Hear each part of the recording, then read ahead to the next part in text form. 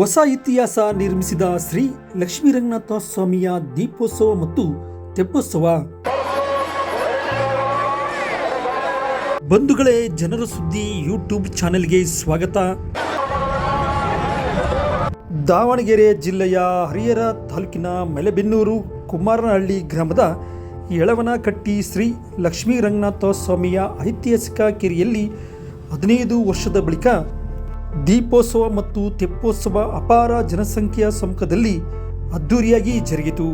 1951ರಲ್ಲಿ ಕೆರೆ ತುಂಬಿದಾಗ ಮೊದಲ ಬಾರಿಗೆ ತೆಪ್ಪೋತ್ಸವ ಆಚರಿಸಲಾಗಿತ್ತು. ನಂತರ ಎರಡನೇ ಬಾರಿಗೆ 2009ರಲ್ಲಿ ಕೆರೆ ಭರ್ತಿಯಾಗಿ ಕೋಡಿ ಬಿದ್ದಂಥ ಸಂದರ್ಭದಲ್ಲಿ ಸರ್ವ ದೇವತೆಗಳ ಸಮ್ಮುಖದಲ್ಲಿ ಕುಮಾರನಹಳ್ಳಿ ಹಾಗೂ ಸುತ್ತಮುತ್ತಲಿನ ಗ್ರಾಮಸ್ಥರು ಸೇರಿ ಅದ್ದೂರಿಯಾಗಿ ತೆಪ್ಪೋತ್ಸವ ನಡೆಸಿದ್ದರು. 3ನೇ ಬಾರಿಗೆ ನಡೆದ ಶ್ರೀ ಲಕ್ಷ್ಮೀರಂಗನಾಥ ಸ್ವಾಮಿಯ ದೀಪೋತ್ಸವ ಮತ್ತು ತೆಪ್ಪೋತ್ಸವ ಹೊಸ ಇತಿಹಾಸ ನಿರ್ಮಿಸಿದೆ.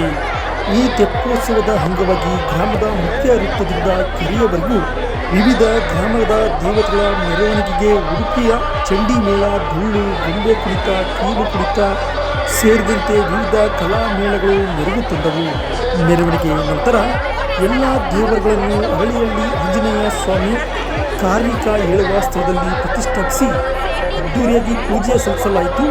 ನಂತರ ಕುಮಾರನಹಳ್ಳಿಯ ಶ್ರೀ ಲಕ್ಷ್ಮೀರಂಗನಾಥ ಸ್ವಾಮಿ, ಶ್ರೀ ಆಂಜನೇಯ ಸ್ವಾಮಿ ಹಾಗೂ ವೀರಲಿಂಗೇಶ್ವರ ಸ್ವಾಮಿಯ ಉತ್ಸವ ಮೂರ್ತಿಗಳನ್ನು ವಿವಿಧ ಹೂಗಳಿಂದ ಅಲಂಕಾರ ಮಾಡಿದ ತೆಪ್ಪದಲ್ಲಿ ಪ್ರತಿಷ್ಠಾಪಿಸಿ ಪೂಜೆ ಸಲ್ಲಿಸಿದ ಬಳಿಕ ಭಕ್ತರು ಗೋವಿಂದ ಗೋವಿಂದ ಎಂಬ ಜಯ ಘೋಷಣೆಗಳೊಂದಿಗೆ ಪುಷ್ಪಾರ್ಚನೆ ಮಾಡುವ ಮೂಲಕ ತೆಪ್ಪೋತ್ಸವಕ್ಕೆ ಚಾಲನೆ ನೀಡಲಾಯಿತು.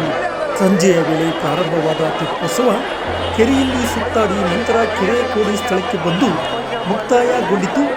ಈ ವೇಳೆ ವಿದ್ಯುತ್ ಅಲಂಕಾರದಿಂದ ಇಡೀ ಗ್ರಾಮವೇ ಫಳಫಳ ಹೊಳೆಯುತ್ತಿತ್ತು. ಚುಮು ಚುಮು ಚಳಿಯಲ್ಲಿ ಯುವತಿಯರು, ಯುವಕರು ಹಾಗೂ ಮಹಿಳೆಯರು, ಹಿರಿಯರು ಆಗಮಿಸಿ ಕೈಯಲ್ಲಿ ದೀಪವನ್ನು ಹಿಡಿದು ಪೂಜೆ ಸಲ್ಲಿಸಿದರೆ, ಇನ್ನು ಯುವಕರು ಪಟಾಕಿ ಸಿಡಿಸಿ ಜನರ ಗಮನ ಸೆಳೆದರು.